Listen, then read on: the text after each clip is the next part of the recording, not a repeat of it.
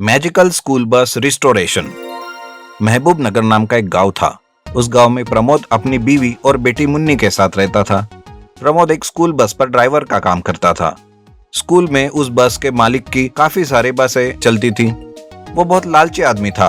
एक बार मालिक आकर प्रमोद से कहता है, अरे सुनो प्रमोद, सवेरे की शिफ्ट से एक ड्राइवर छुट्टी पर गया है, जिस वजह से उसकी शिफ्ट भी तुम्हें ही करनी पड़ेगी। ठीक है मालिक, मैं आ जाऊंगा सवेरे भी। प्रमोद ये बात सुनकर मन ही मन में सोचने लगता है कि वो डबल शिफ्ट करेगा तो उसे डबल पैसे मिलेंगे। ये सोचकर वो अपना काम शुरू करता है, लेकिन वो काम में बहुत ज्यादा व्यस्त हो जाता है और सुबह शाम वो बस ही चलाते रहता है। उसका काम अच्छे से चल रहा था कि तभी एक दिन स्कूल से बच्चों को छोड़कर आने के बाद उसकी बस का एक्सीडेंट हो जाता है। प्रमोद की समझ में नहीं आता कि ये क्या हो गया। वो सोचता है, अच्छा हो गया कि बस में बच्चे नहीं थे, वरना कुछ भी हो सकता था। बस का एक्सीडेंट हुआ ये बात स्कूल बस के मालिक को पता चलती है और वो उसे बहुत डांटता है। अरे क्या रे प्रमोद, ये क्या किया तुमने? बस चलाते वक्त क्या सो रहे थे क्या? नहीं नहीं मालिक, मुझे माफ कर दीजिए। गलती से बैलेंस चला गया था, लेकिन ज्यादा कुछ हुआ नहीं। रिपेयर के बाद ठीक हो जाएगी बस। अच्छा, तो उसके पैसे क्या तेरा बाप देगा? इस तरह से वो प्रमोद को डांटता है और उसे नौकरी से निकाल देता है और डबल शिफ्ट के पैसे भी नहीं देता। ये देखकर प्रमोद बहुत नाराज हो जाता है। वो सोचता है कि अब कैसे उसके बेटी की ख्वाहिश वो पूरी करेगा और कैसे वो अपनी खुद की बस लेगा। सोचते सोचते वो एक पेड़ के नीचे बैठ जाता है। तभी अचानक उस पेड़ के पीछे से आवाज आती है, प्रमोद प्रमोद, अरे ये कौन है जो मुझे आवाज दे रहा है? प्रमोद इधर उधर देखने लगता है कि कौन उसे आवाज दे रहा है, लेकिन उसे कोई नहीं दिखता। तभी अचानक उसे फिर से आवाज आती है, इधर देखो प्रमोद, मैं हूँ। प्रमोद उस आवाज की दिशा में जाता है तो उसे वहां पर एक पुरानी सी टूटी फूटी बस दिखती है। उस बस को देखकर वो चौंक जाता है और कहता है, अरे तुम बस होकर बोल रही हो, ये कैसे हो सकता है? हाँ प्रमोद, मैं बात कर सकता हूँ और बहुत कुछ।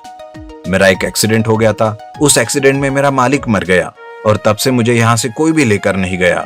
तब से मैं यहीं पर पड़ा हुआ हूँ। मैं हमेशा आते जाते मुसाफिरों को आवाज देता था, लेकिन किसी ने नहीं सुना। तुमने सुना। अच्छा तो बताओ, मैं क्या कर सकता हूँ तुम्हारे लिए? अगर तुमने मुझे रिपेयर किया तो मैं तुम्हारे ही काम आ जाऊंगा, क्योंकि मैं एक मैजिकल बस हूँ। यह सुनकर प्रमोद उस बस को रिपेयर करने के लिए एक गैराज लेकर जाता है और उसके पास जितने भी पैसे रहते हैं वो सब उस बस को ठीक करने में लगा देता है। कुछ ही दिनों में वो बस तैयार हो जाती है और बिल्कुल नए जैसे दिखने लगती है। अपने आप को नए रूप में देखकर वो बस प्रमोद से कहती है, प्रमोद तुम्हारा बहुत बहुत शुक्रिया। तुम्हारी वजह से आज मेरी जादुई शक्तियां फिर से वापस आ गई।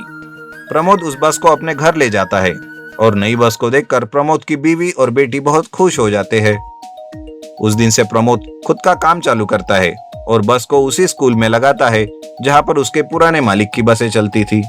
यह देखकर उसका मालिक उस पर बहुत जलने लगता है और उसे सबक सिखाने के लिए वो एक रात उसे तोड़ने के लिए अपने लोगों को उस पर भेजता है, लेकिन वो लोग उस बस को छू भी नहीं पाते। उल्टा वो बस उन सबको अपने जादू से ही पीटती है। यह देखकर मालिक और भी बौखला जाता है और जानबूझकर एक दिन जब बच्चों की एग्जाम होती है, उस दिन रोड ट्रैफिक जाम करके बस को सामने नहीं जाने देता और रोड पर ट्रैफिक फंसा कर रखता है। प्रमोद वो देखकर कहता है, अरे ये क्या, इतना ट्रैफिक? तभी बस में बैठा एक बच्चा कहता है, भैया भैया, पेपर का वक्त भी हो गया। अगर वक्त पर नहीं पहुंचे तो हम फेल हो जाएंगे। हमारा करियर खराब हो जाएगा भैया, कुछ कीजिए भैया। बच्चे की आवाज सुनकर वो बस देखते ही देखते हवा में उड़ने लगती है और जल्दी से सारे बच्चों को वो स्कूल पहुंचा देती है। बच्चे भी वक्त पर एग्जाम पेपर देते हैं। ये देखकर स्कूल के प्रिंसिपल प्रमोद के पुराने मालिक को बहुत डांटते हैं और उसके सारे बसों को वो अपने स्कूल से निकाल देता है और प्रमोद को एक नया कॉन्ट्रैक्ट साइन करने के लिए देते हैं। उस दिन से प्रमोद बैंक से लोन लेकर नई बसें लेता है और अपनी जादुई बस की मदद से अपना स्कूल बस का काम अच्छे से करने लगता है। खूबसूरत। एक गांव में सुधा नाम की एक औरत रहती थी। उसकी दो बेटियां थीं, गीता और विमला। गीता बहुत बदसूरत थी, जबकि विमला बहुत खूबसूरत थी। ये बात सुधा को बहुत परेशान करती थी। गीता जब भी बाहर जाती तब लोग उसे चिढ़ाने लगते। गीता के दोस्त गीता से कहते, जो भी तुझसे शादी करेगा उसका बिजली का बिल बहुत आएगा। उन सहेलियों में से एक और सहेली बोली। उसने पूछा, पर क्यों? दूसरी सहेली ने जवाब दिया, अरे ये तो इतनी काली है, इसको देखने के लिए बिजली जलानी पड़ेगी सारा दिन। ये कहकर सारे लोग उसका मजाक उड़ाते थे। विमला बहुत सुंदर थी, सभी उसे परी कहकर बुलाते थे। एक दिन विमला गीता से कहती है, तुम मेरे साथ बाहर मत आया करो, सब मुझे बहुत चिढ़ाते हैं। सब मुझसे पूछते हैं तुम मेरी सगी बहन हो या सौतेली। ये सुनकर गीता बहुत दुखी हो जाती है और अपनी माँ से कहती है, माँ, मैं इतनी बदसूरत क्यों हूँ? दुखी मत हो गीता, ये सब प्रभु की लीला है। कृष्ण भगवान भी तो काले थे, तुम बुरी नहीं हो, तुम्हारा दिल बहुत साफ है। तुम मेरी बेटी हो, इसका मुझे गर्व है। एक दिन गीता बाहर जा रही थी, तभी उधर से एक सेठ गीता के सामने आ गया और बोला, हे भगवान, सुबह सुबह ये किसका चेहरा देख लिया? लगता है आज तो सब कुछ बुरा ही होगा मेरे साथ। ये सुनकर विमला जोर से हंसने लगी और कहा, तुम्हें कोई पसंद नहीं करता, तुम छोड़कर चली क्यों नहीं जाती? ये सुनकर गीता रोते रोते घर की ओर निकलती है। रास्ते में एक बूढ़ी औरत, जिसके दोनों हाथ काम नहीं कर रहे थे, वो एक कुएं के पास पानी के लिए परेशान हो रही थी। गीता उस बूढ़ी औरत के पास जाती है और उसे कुएं से पानी निकालकर पिलाती है। गीता उस बूढ़ी औरत से बोली, ये लो दादी, पानी पियो। लेकिन ये तुम्हारे हाथों को क्या हुआ है? 2 दिनों से कुछ नहीं खाया है। कमजोरी की वजह से मेरे हाथ काम नहीं कर रहे। बहुत प्यास लगी थी बेटा, इसलिए कुएं के पास आई हूँ। तुम्हारा बहुत बहुत शुक्रिया बेटी, तुमने मुझे पानी पिलाया। यहीं रुको, मैं अभी आई। और घर से खाना लाकर उस बूढ़ी औरत को देती है। बूढ़ी औरत खाना खाकर खुश हो जाती है और गीता से पानी मांगती है। गीता उन्हें कुएं से पानी निकाल कर देती है। वो बूढ़ी औरत पानी में कुछ मंत्र पढ़ती है और पानी गीता को दे देती है। बूढ़ी औरत गीता से कहती है, बेटी, तुम एक नेक दिल इंसान हो। तुमने बिना कुछ सोचे समझे मेरी मदद की। और जिसका दिल साफ होता है उसका चेहरा भी उतना ही खूबसूरत होना चाहिए। ये बात सुनकर गीता खुश हो जाती है और बूढ़ी औरत का शुक्रिया अदा करके घर वापस चली जाती है।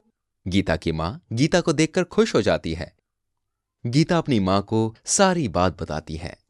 गीता की बातें सुनकर विमला बोली, अरे गीता खूबसूरत हो गई, अब मुझे कोई भी पसंद नहीं करेगा। मैं जाकर गीता से भी ज्यादा खूबसूरत होती हूँ। ये कहकर विमला बूढ़ी औरत के पास जाती है और उससे कहती है, दादी मुझे भी पानी दे दो, मैं भी गीता की तरह खूबसूरत होना चाहती हूँ। मैं नहीं चाहती कोई मुझे पसंद ना करे। ये सुनकर बूढ़ी औरत मुस्कुराती है और कुएं का पानी विमला को देती है। विमला सारे पानी से अपना चेहरा धो लेती है और चेहरा धोने के बाद विमला का चेहरा बदसूरत हो जाता है। विमला अपने चेहरे को पानी में देखकर डर जाती है और जोर जोर से रोने लगती है। विमला रोते हुए दादी से कहती है, दादी मुझे माफ कर दो, मैं लालच में आ गई थी। ईर्ष्या और जलन में आके मैंने अपनी बहन को बदसूरत कहा। मुझे माफ कर दो। जिसके दिल में लालच और कपट होता है वो हमेशा बदसूरत ही रहता है। ये बात मैं जान गई हूँ, मुझे माफ कर दो दादी। विमला की बात सुन के वो बूढ़ी औरत बोली, बस तुम्हें अपनी गलती का एहसास हो गया है, यही काफी है। जाओ, जाकर पानी से मुंह धो लो। इसके बाद विमला पानी से मुंह धोकर उस बूढ़ी औरत का शुक्रिया अदा करती है और अपने घर जाकर अपनी बहन से माफी मांगती है।